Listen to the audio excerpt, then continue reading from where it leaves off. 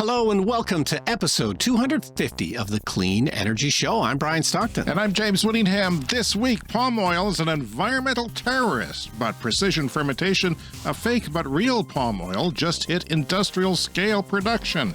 Just like my bowels. New York City is planning to hand out free e-bikes to couriers and delivery people who have unsafe batteries in their bikes.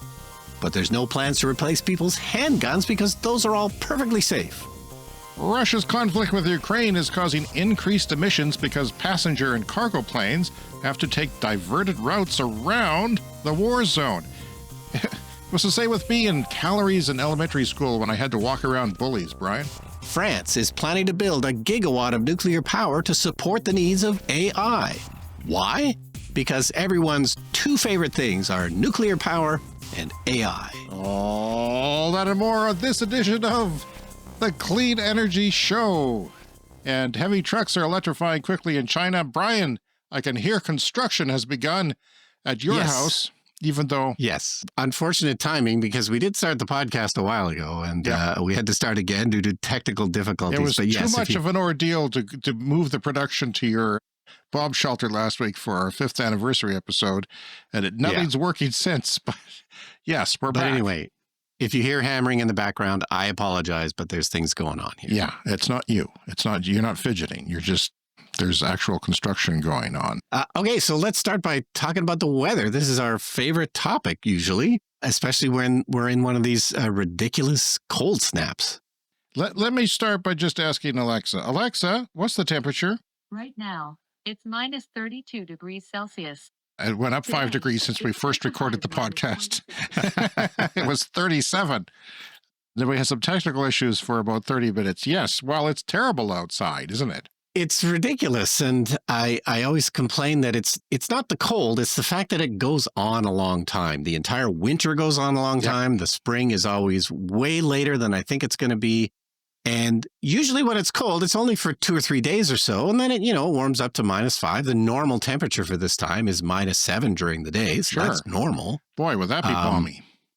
But this is one of the worst cold snaps I can think of. It's been 3 or 4 weeks now where it's been mostly below -20. Yeah, and the way my Nissan Leaf works, my old Nissan Leaf, it keeps charging as it heats the battery. So it goes up to 100%, like really, truly 100%, not 100% of your dash, but like an actual 100% of the battery. And that's not good for it. So I have to go and unplug it and keep it unplugged, which is what I have to do now.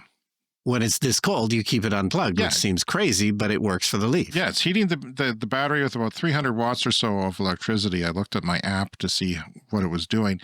And the Bolt, my wife accidentally left it unplugged the night before last, at -38 Celsius, and it did not start. And I knew that this was an issue with the Bolt. If you have to plug it in cold weather because it doesn't like to heat it like the Leaf does, you have to plug it in. Yeah, typically electric cars, they will still work when it's -40. It's a choice by GM, though, Brian. But yeah, they made a choice that if it's this cold, you have to plug it in or you're out of luck. Now, I'm assuming that it could heat up on its own, maybe, but it wants you to plug it in. It's a choice. But yeah, here's a clip of my video on Patreon. Battery too cold. Now it says vehicle power reduced due to temperature. Ice possible. That's cute. It's possible. It's possible my eyebrows have ice on them. And they did, Brian. I can confirm they did. If you have facial hair in this weather and you breathe, ice forms. That's some weird pictures. And we were talking about that fabulous YouTube channel that's from Yakutsk in Siberia in Russia. They have amazing videos about what it's like to live there when it's -50. And typically they are colder than us. They're the coldest inhabited place on Earth. It's a real city. But the last couple of days, we have been colder than Yakutsk. Yes, and I like the way you say that. And, if you watch my video, it's for free for everybody on our Patreon page. I plugged the Bolt in and tried it an hour later. It was perfectly fine. I don't know if it would have taken 5 minutes, 10 minutes, half an hour, but in an hour, it was definitely working fine, and the battery had heated up. It's just a choice that GM makes. Of course, most people don't. There's only a few million people who live in the prairies of Canada, really. And they're not going to make their vehicles for us. I mean, Tesla vehicles had some issues at first, and but they will eventually come around. It's just not a priority, but And what usually happens is if it's minus 40, if I get into my Tesla, I've seen videos. I've never left mine unplugged at minus 40, but typically it'll still start. You drive it around a bit, it warms itself up, and eventually you get all of your power back. Like typically there's reduced power when it's that cold. But, electric cars have lots of acceleration, so it's okay if you lose a bit of power. Yeah, and I like I said before, I don't even notice it, like, because I'm not flooring it. But yeah, you don't even note. It says reduced propulsion, but even merging onto an expressway, it's not an issue. So yeah, my car worked fine after that. It's just one of those things. I mean, if it stayed at minus 37 and my wife was at work and she wasn't driving the car, I would say, warm it up at noon. And by the way, the cars get very warm very fast. Like even in this weather, the Bolt was warm in just a couple of minutes. It was pretty cozy in there. Yeah. I just had a memory of like when I was a kid in elementary school and there would be like the Christmas pageant. I remember it like they would stop the Christmas pageant halfway through so everyone could go out and start their cars and then come back in for the second half. Because I've been to some really cold Christmas pageants. It was tradition for our kids that it was the coldest night of the year. And then, of course, there's a million people there, and you have to walk for 2 or 3 blocks in very cold weather and then unbundle yourself inside this very humid, stuffy place with all these kids. Yeah, and people didn't have remote starts back then either. So, yeah, that was what we did. That's amazing. I didn't know that. That's good to know. So I belong to this Facebook group for my community in Uplands here where I live. And it's really weird because you learn about other people's. I mentioned before that somebody posted, asking where they could get a Brazilian wax. I don't need to know that about people. Yeah. And then everyone, I don't want to know what my these neighbors other are women up to. chimed in and said, oh, you go here and it's a great deal. And then so-and-so is really great. Doris is wonderful. I don't need to know that business, but yeah, I learn all kinds of things out there. And it seems like people have no shame these days. We grew up in an era of shame, Brian. People need to relearn their shame. Yes, relearn your shame, people. So other people have been posting, I need a boost and so forth. And some people say, well, I got out of the hospital. Can you shovel my walk? And they do. And it's very moving that these people actually help their neighbors. But there's a lot of people asking for boosts. Yeah, if you're in a gas car, it's minus 40 and it doesn't start, you get a boost by hooking up another battery from another car, and that's usually enough to start it. Because the battery, your little 12-volt battery, is tasked with overturning a combustion engine with frozen oil. And we plug our cars in to heat that oil, but sometimes it's not enough. They're called block heaters. They're little hole in the engine wall that is there for all cars, and you just add, when they're sold in Canada, you get, well, in some parts of Canada, you're sold this little device, and it's a 120 volt extension cord. I remember when I drove to California, somebody looked at our Prius with a little, normal extension plug coming out of it. And they said, is that electric? And I said, no, that's for the block heater. What's a block heater? Well, long story. But yeah, somebody had a combustion Equinox from GM. Now, we've talked about the electric Equinox, which has now come out. Well, yeah, he wanted to warm up his turbo because his turbo was frozen. So he was asking for a garage to warm up somebody's, personal heated garage to warm up so he could go on a trip. People have all kinds of problems, but not my cars. Once you plugged it in, it was golden. And, it's not going to, I've never had a problem with our cars in cold weather, extremely cold weather, which is why I make videos, because I know it's a novelty for other people in the world. So there's all kinds of things that can, cause problems with that combustion engine, the ice building up on the air intake and on pressure sensors and things. And but mostly it's the battery, just not, being able to turn over the engine. And I said before, I was parked overnight at a girlfriend's apartment once, and it was really cold. My car wouldn't start. The tow truck driver said, it's too cold to make fire. And he was right. You have to make fire. You have to have air combust in these extreme temperatures, and it's very bad. I just want to remind people that we've got a Patreon podcast out last week, and on it we talked about Keith Bradsher, a Beijing bureau chief for the New York Times. He was on a podcast talking about how and explaining why China was dominating their EV production. Where you see China's most impressive progress is in the car industry. What do you mean by that? Well, 5 years ago, China only exported a few cars, and they were very cheap, junky cars that went to markets like Syria's market, they weren't competitive on an international market. Today, China has very quickly, just in 5 years, passed Japan, South Korea, Germany, to become, by a wide margin, the world's largest car exporter. And the cars that China is selling overseas are no longer junky. They are good quality cars at very affordable prices. And a quarter of these cars being exported by China are electric cars, which may be the future. Yeah. Great podcast. We do this every month for people in our Clean Club who support our show. And yeah, we've also got a contest to talk about what we're coming up. My son sent me a picture from the Vancouver area in Western Canada on the coast of a Tesla dealership there with a bunch of, well, graffiti, some anti-Elon and anti-Nazi graffiti. And a lot of people think that that's going to be an issue on their sales, and it's hard to quantify that. But Brian, I've advised you before never to take stock advice from me. And I think that should be true for our listeners as well. However, I'm going to give it to you anyway. I think you got to get out of Tesla. You got to, I don't see it. Like, Elon is saying, well, we're going to dominate, and all the fanboys are saying we're going to dominate self-driving and we're going to have robotaxis spread across the world just like that because, of all the information we have. Well, there's other systems out there. Some are better. And, if I had a choice, I'm not going to take a Nazi's frickin' robotaxi. I'm going to, not only are people not going to buy the cars, they're not going to take his bloody robotaxi because he's not going to be the only person doing it. So I'm scared. I think it's a bubble.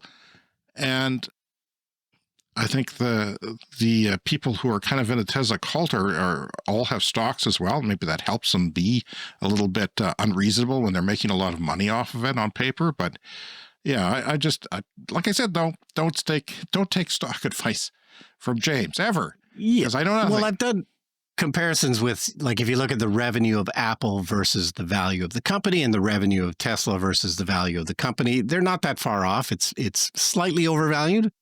But most of that growth of the robotaxi and stuff is not really built into the stock price. So I'm not particularly worried about that. We're getting our information from different sources then, because I have contrary expertise that I've watched online.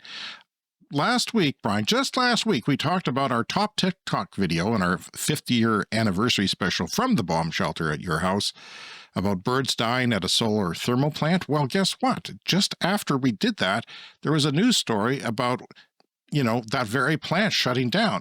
What was once the world's largest solar power plant of its type. This is where all these concentric mirrors shine the sun onto this, tower. It actually heats it. It's not the same as a solar panel that makes electricity. This is reflecting the sun to make heat, and then that turns into electricity via steam in a turbine. So it appears that this type appears to be headed for closure 11 years after opening under pressure from cheaper green energy sources. In other words, traditional solar panels, like you yourself said last week. Why not just get a normal PV panel and make it simple? Meanwhile, environmentalists continue to blame the Mojave Desert plant for killing thousands of birds and tortoises. Tortoises too. What? How do you kill a tortoise? What? How do you kill a tortoise with these mirrors that are off the ground? Are they climbing up onto the mirror and going like, like an ant under a rare magnifying flying glass? tortoise, I guess. Yeah, well, there is such a thing. The Avanpa solar plant formally opened in 2014 on roughly 5 square miles, 13 square kilometers, of federal land near the California-Nevada border. Though it was hailed at the time as a breakthrough moment for clean energy, its power has been struggling to compete with cheaper solar technologies. Well, that's it then. Solar thermal is dead. I declared it right here on the show, Brian. Well, 11 years ago, solar PV panels were a lot more expensive, but in that 11 years, we know the prices have dropped by an insane amount. So all of these alternatives, which once seemed possible, now maybe not so much. Yeah, and that story can be found on CTV News, and actually a Canadian site. So, yeah, lots of stories of people asking for boosts. But yeah, the cold weather continues, but it'll be approximately 40 degrees Celsius warmer by next weekend. And even though the city will crumble, I can't wait, Brian. Yeah, I'm not sure I believe it. There's very loud sawing going on right now in the background. It's not a mosquito? I apologize. It sounds like a mosquito, a really bad mosquito.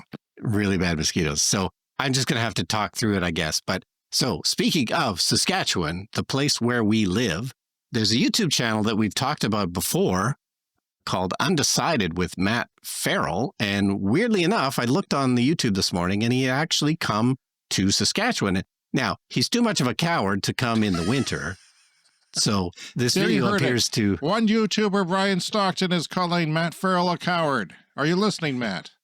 Yeah, so he apparently came in the summer. The video just came out today, but the footage appears to be from last summer, and it's a really interesting wind energy project near my cottage, actually. And we've mentioned it in passing before. Yeah. It's quite And close by the to way, my I love his cottage. channel. I've been watching his channel for years, and it's weird to see Yeah. him come here Yeah, from, I don't know, where does he live?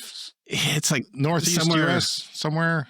more south than that, I think. Yeah, I Okay. couldn't find out. Yeah, but yeah, he's got, millions of subscribers. Great channel. We've mentioned it before because he often covers Yeah. clean energy topics. Yeah. But yeah, it's too bad we didn't know he was coming. We could have rolled out the red carpet or And something. believe me, but- we have red carpet ready to roll.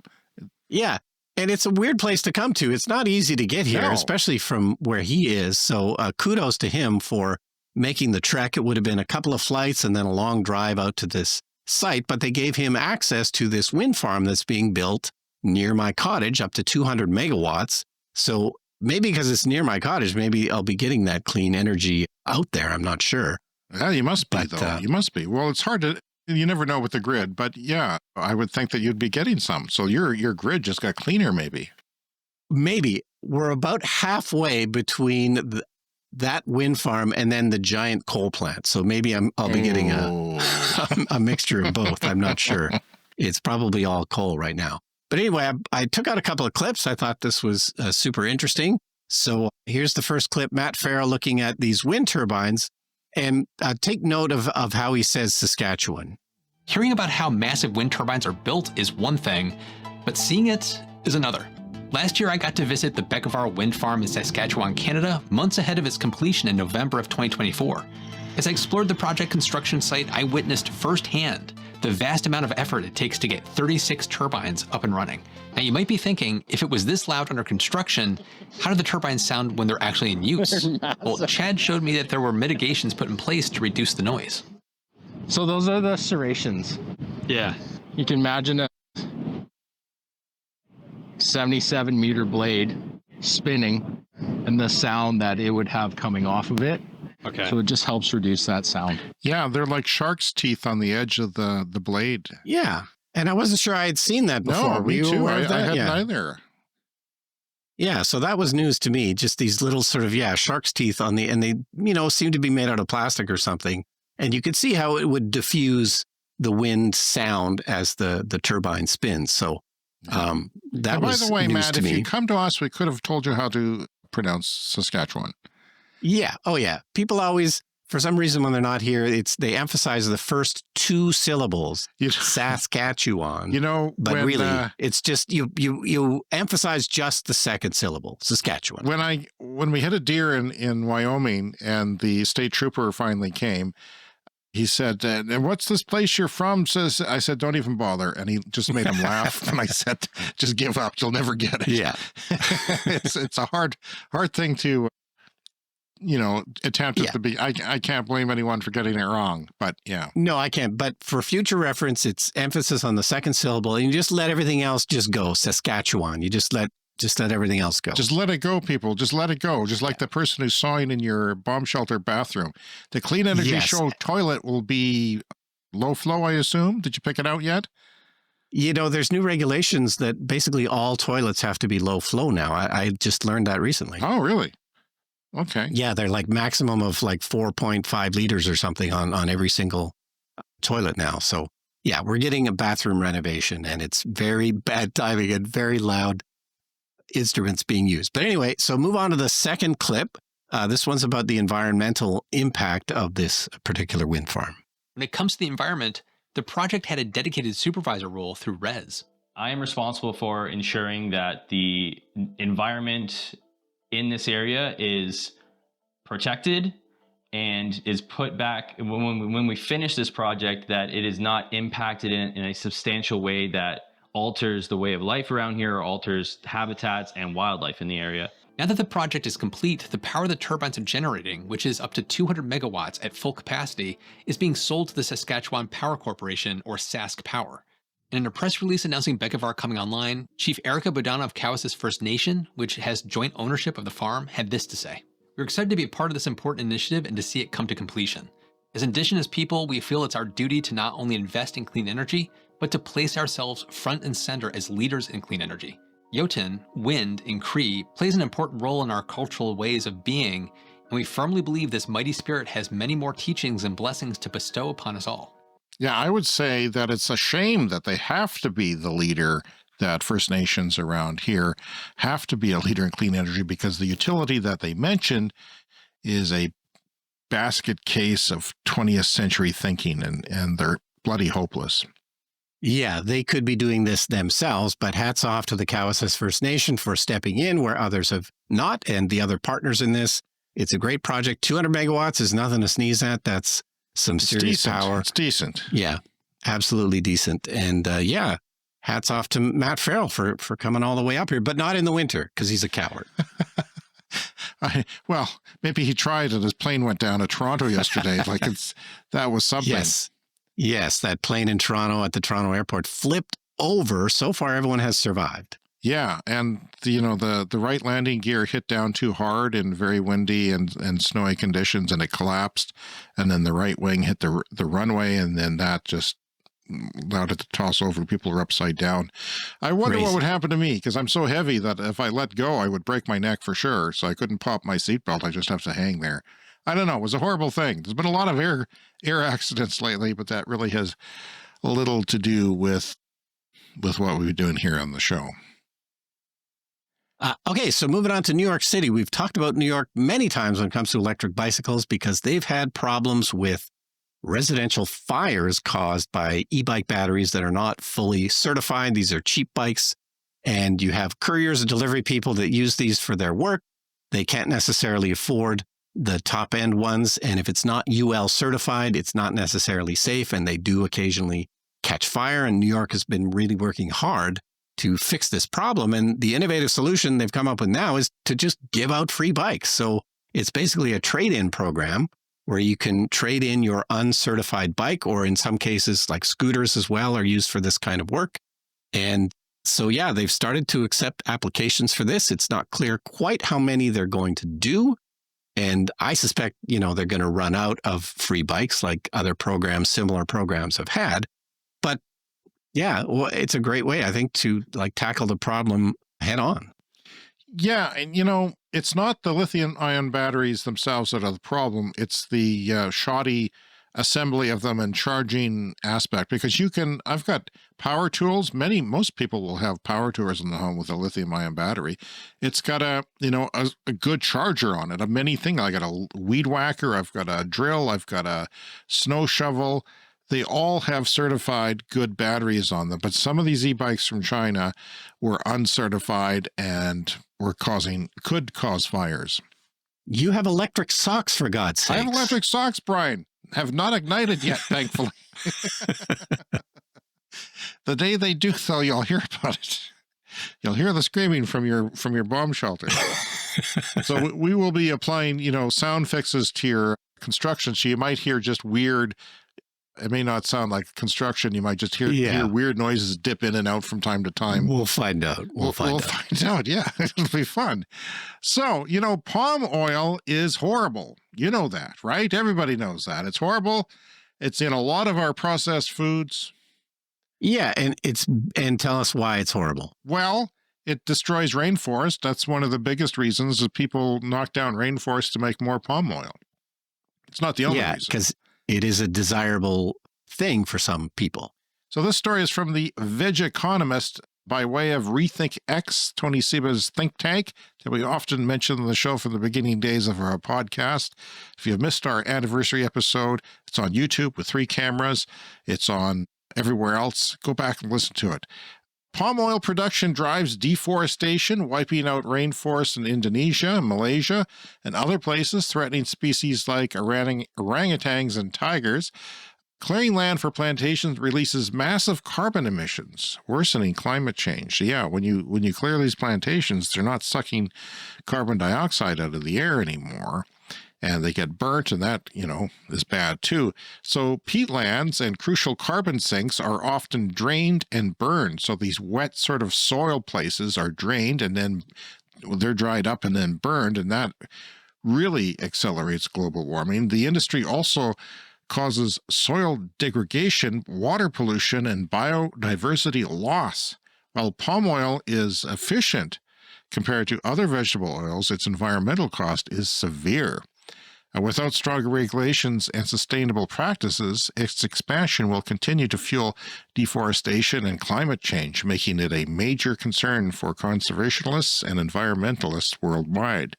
A Dutch biotech company, however, Brian, called NoPalm, that's one word, NoPalm, its full name is NoPalm Ingredients, just made a big breakthrough. They figured out how to produce palm oil using fermentation. This is precision fermentation, something we mentioned on the show. This is going to rule the world of food, and it can be made locally in vats that resemble a brewery, basically replicating the original substance identically, but not doing the environmental damage. Take milk, for example. Basically, they grow special yeast that turns leftover food waste into oil, and now they've done this on a huge scale. This is the important part. With anything we talk about, they have to ramp it up and do it at an industrial scale, and that can be hard and sometimes impossible or take decades. Well, they've done it, though. 120,000 liters of it, which is a first for the industry. They worked with another company to prove that this process really works, showing that we can create food-grade oil without cutting down palm trees. It's a big step towards making sure more eco-friendly oils are in our future. The development presents a promising alternative to palm oil and other tropical fats, addressing environmental impacts associated with traditional oil production, according to NoPalm Ingredients. Its fermentation process results in 90% lower carbon emissions than normal palm oil and requires 99% less land use compared to normal palm oil production. 3 years ago, Brian, they were at the bench, the lab bench scale. Last summer, they hit 5,000, but now 120,000 liters of production. Give me that palm oil. I'll take it. Palm oil demand, this is another thing. There's not enough of the stuff. The demand is growing 4% annually, so the need for sustainable alternatives has never been more urgent. And again, link to that story is in the Veggie Economist. Yeah, that's great to know. And precision fermentation is definitely something to watch in the coming years. All right, it looks like it's time to open up the mailbag. We have some listener mail here. This one is from Weldon. And Weldon says, recently purchased a battery electric vehicle for my wife to drive to work, and she texted me this morning in -30 Winnipeg. So annoying. All the exhaust fumes from the gas cars, can't even see. LOL. And you and I have experienced this problem happened to me firsthand. the other day. Yeah, if you want to see what it looks like, search up Nissan Leaf in -40. That's our video from when I ran the Leaf in -40. And there's a short clip of it driving. If you're at a stoplight, there's lots of condensation coming out of the exhaust. And then they hit the floor of the light turns green. And I literally had to, it was like hitting fog with zero visibility. I had to stop. Yeah. And it's so frustrating because, there's a better way, people. It's not safe, and it's not particularly pleasant to look at either. Yeah. Thanks, Weldon, for dropping us that note on Patreon. Contact us because we have a contest coming up. We are giving away a 1-year free membership at our Clean Club, though. Give the winner all the privileges of the supporter level, which is ad-free episodes, high-quality versions of our show, and early access as soon as the show is done, Discord server access, as well as the privileges of the Clean Club tier, which starts at $5 a month. Access to all our Patreon episodes of the podcast, diving deeper into clean energy and occasionally our personal lives, monthly shout-outs on the podcast, and your credit on our video podcast, plus merch, discounts, and exclusive bonus content. Odds, Brian, are very high of someone winning this. All you have to do is create a free Patreon account and follow us on Patreon. And those people who have already done, you're included in the contest. And those people who are at our supporter level but don't have, the Clean Club privileges, you're entered as well. So everybody's entered, but still, much better chance of winning than a lottery. So, yeah. So you said higher quality versions of the show. Does that mean the show is just better, or maybe yes, without we have all different of this hosts. background We noise? bring in different AI hosts. No, different hosts. It is audio quality, as I should have pointed out. Better audio quality. Yeah, so it's a different it's a feed different you can subscribe to. Yeah, it's a bigger, fatter file with CD quality audio. For those of you rich enough to support us on the podcast, you get everything like, oligarchs do. It's the oligarch level. That's what I should have called it. We'd love to hear from our listeners. Please contact us by email at cleanenergyshow@gmail.com and leave us a voicemail if you feel inclined. Speakpipe.com/cleanenergyshow so we can hear your voice. Anything you have on your minds. We always love to hear anything our listeners have to say. Sometimes it's a question, sometimes it's a comment, sometimes it's an observation about how ridiculous the world is, with his wife trying to drive through a fog of, exhaust from cars and not being able to do it. And join our conversation on the Patreon page. That's where all our social media content is. I love our Patreon page because it's just us. It's not creeps. There's no bad people around. It's just us, and it's a nice, clean, happy place, Brian.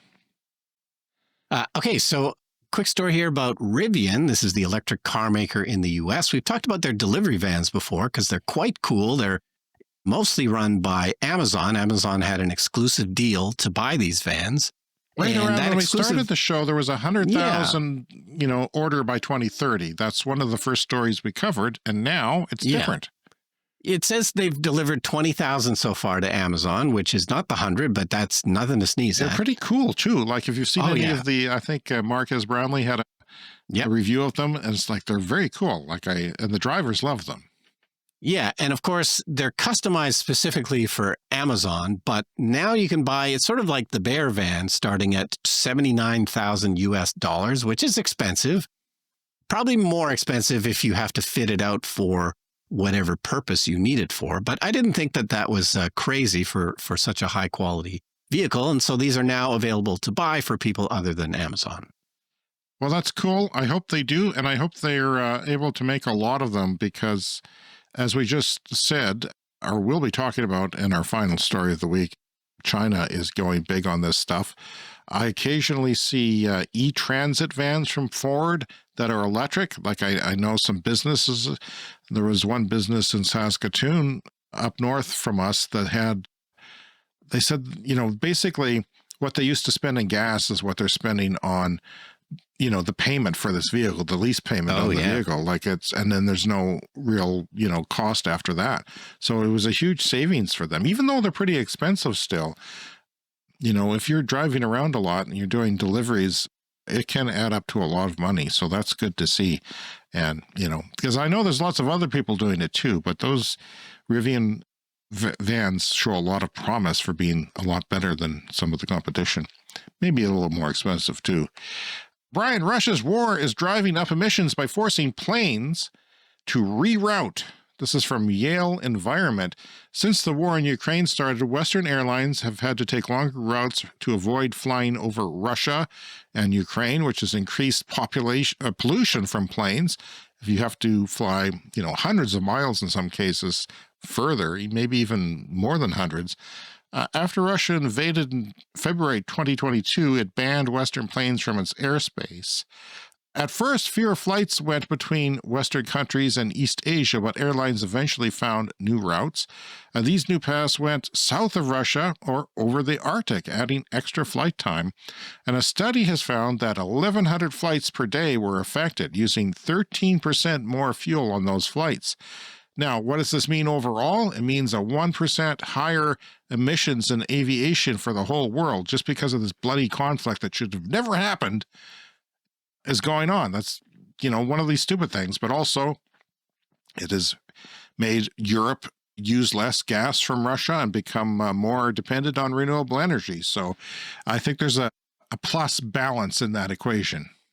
Yes, in many ways it has sped up the switch to clean energy.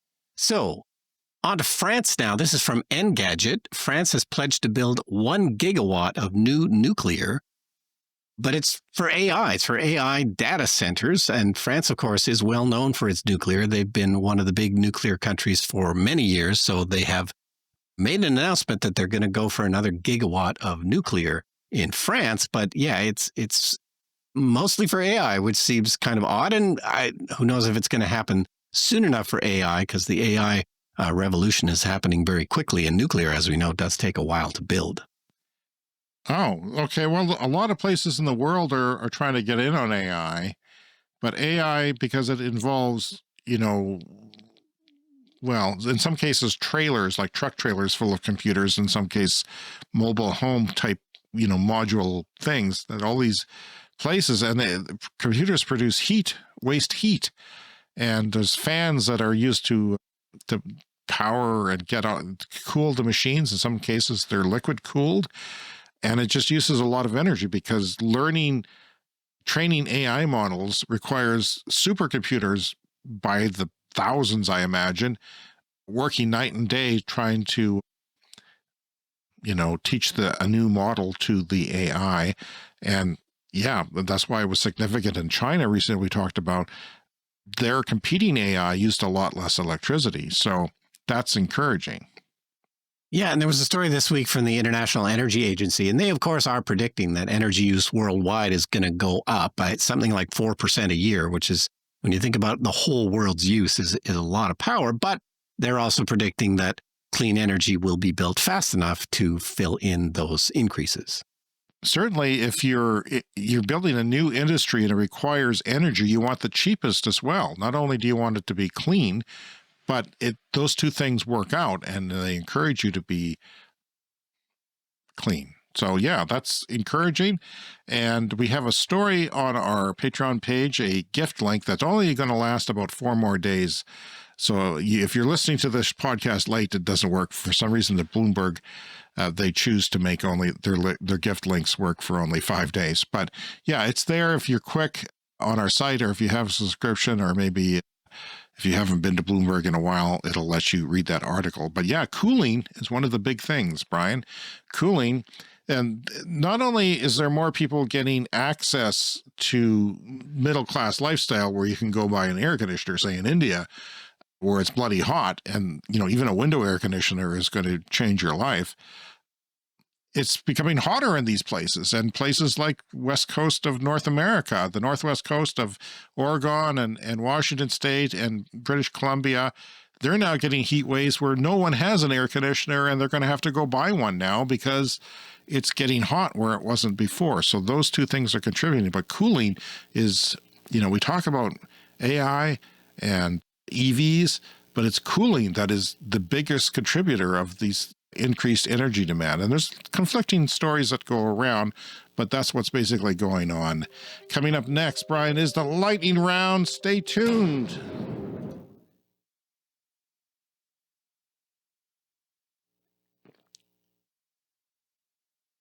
See, when we do the show as a run, now we've become more efficient. It's not as long anymore. That's right.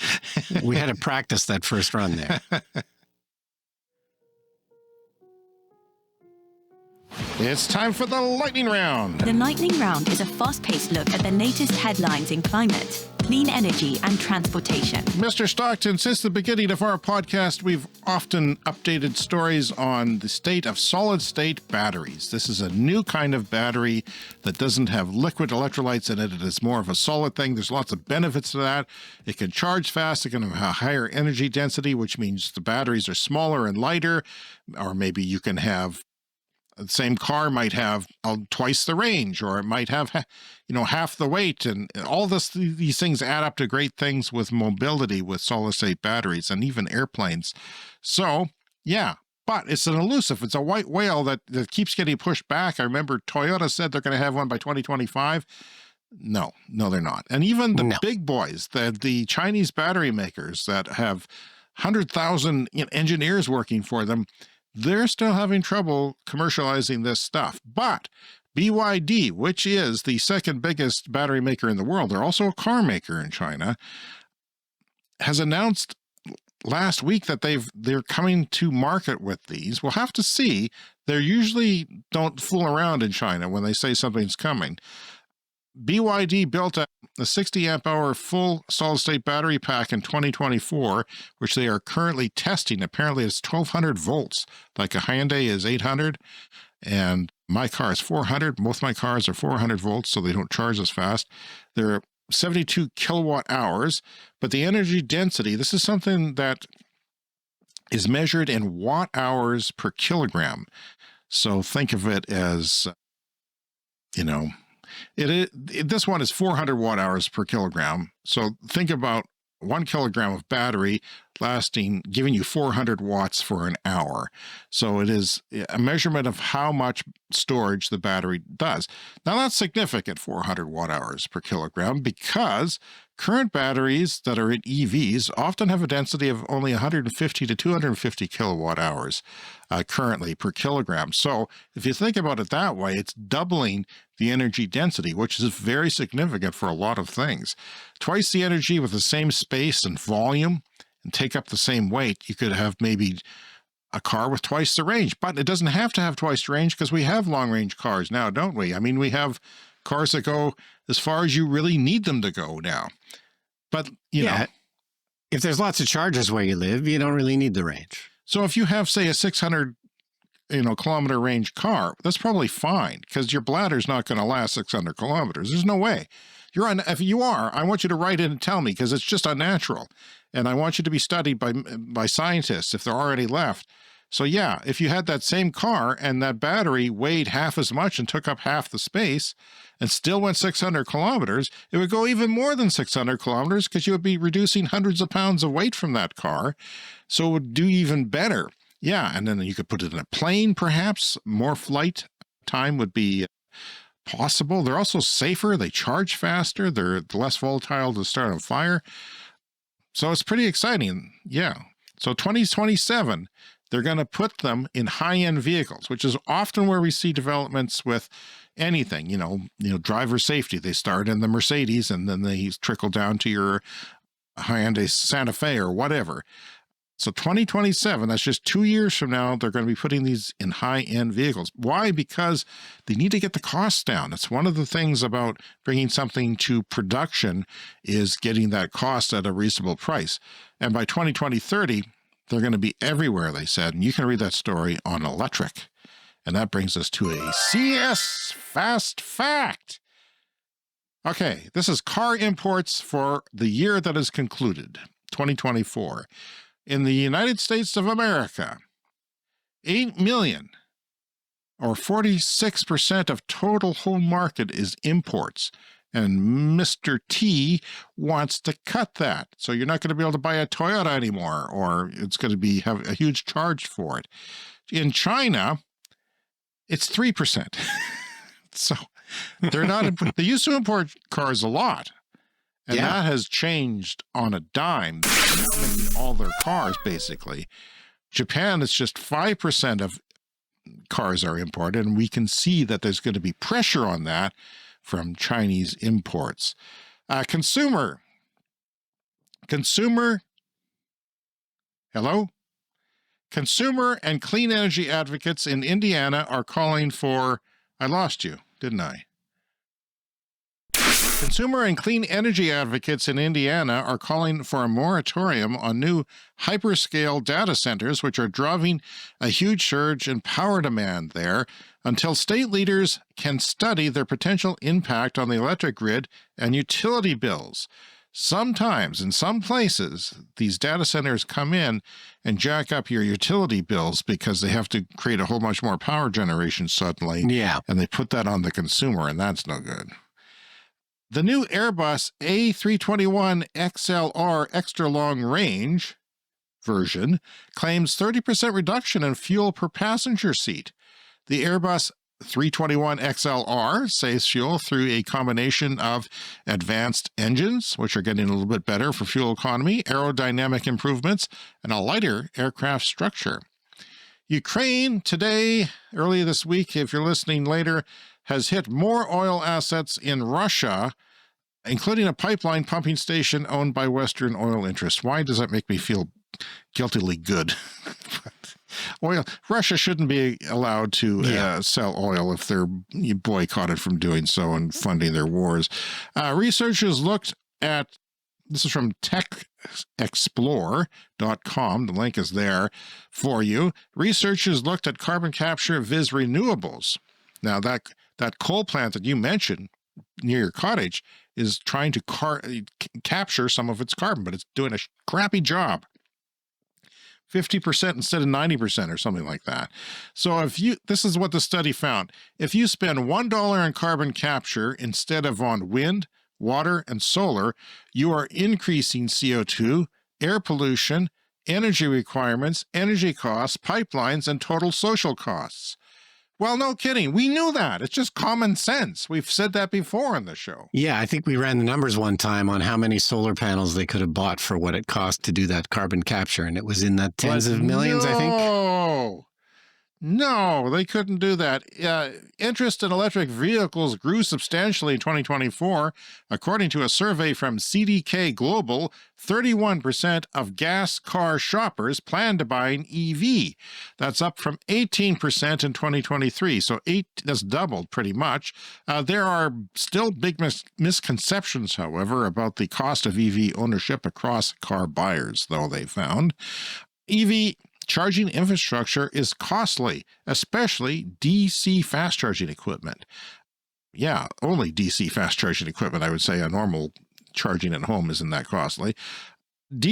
Tesla has revealed that the average U.S. supercharging stall costs about $40,000 to $45,000 U.S.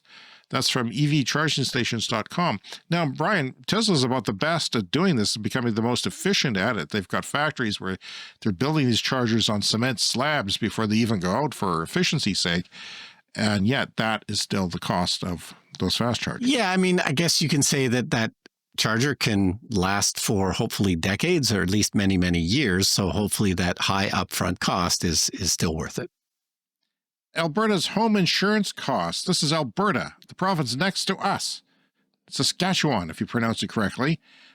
Home of the oil sands, home of most of Canada's oil, and Texas of the North, if you will.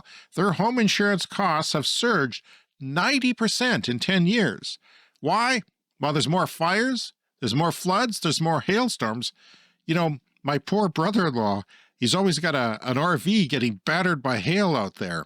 Yeah. And now the insurance companies run 5 planes seeding the clouds during possible hail events because it's incredible. It's like the hail. We're not talking about tornadoes here. We're not talking about huge windstorms. We're just talking about big hail that, wrecks buildings and cars. And that has been something that never used to happen. I can tell you, my relatives have been out there for my whole lifetime pretty much. And yeah, they never had those problems until the last 15 years. And now they're really scared of it. Yeah. And we have slightly different weather systems here. So it doesn't seem to be happening here. The hail here is still quite small, but who knows? Yeah. Calgary is now a hail capital of Canada. So yeah, that and more fires. Remember last summer was the wildfire in Jasper National Park, wiping out a third of the town of Jasper, which is one of the most beautiful places ever. Electricity demand is set to increase sharply in the coming years as people around the world use more power to run air conditioners, industry, and a growing fleet of data centers, the IEA stated, and you referenced that. Well, I have the Bloomberg clip there in your show notes if you want to go look at that link. And finally this week, heavy-duty trucks are going electric in China in a big way. Their sales of all-electric or fuel cell trucks have shot up 96% year over year. That is a huge jump. That's beyond S-curve level, Brian. That's straight up pretty much. 99% of those are battery electric, so don't think that fuel cell trucks are making a difference there. They've hit the market share of 21% of all trucks being sold now are electric at the beginning of this year. Now, when we started this podcast, it was basically 0 point something. Then it became 2 or 3% and 4% and 5%, and it's shot up to 21%. And yeah, that is good. And we said it was going to happen. It is last mile delivery going electric. It makes a lot of sense, and it is driven by the economics of saving money. Yeah, the speed of this happening is going super fast, especially in China, and that is amazing to see. And that is our show for this week. You can contact us, cleanenergyshow@gmail.com, around social media, Clean Energy Pod. You can join our Patreon for free and join our little community there. Rate and review us on Apple Podcasts or wherever you get your podcasts, and make sure to hit the subscribe button. And thank you to all our Patreon members who are Clean Club executive members, especially because we get us a shout out on our show every week. Green Bastard, Brent Rotley, and Ryder, and the first of the month, and our other members get a shout out. But you're always going to get your credit on our videos that are on YouTube. Join our Patreon today as a paying member to get access to our exclusive Patreon episodes. And remember, we got a contest. All you got to do is have a free Patreon account. Maybe you already do. Make sure you follow us. And yeah, it's going to be great. We'll see you again in 7 days. See you next week. And by the way, we're making that draw in early March. So, all right.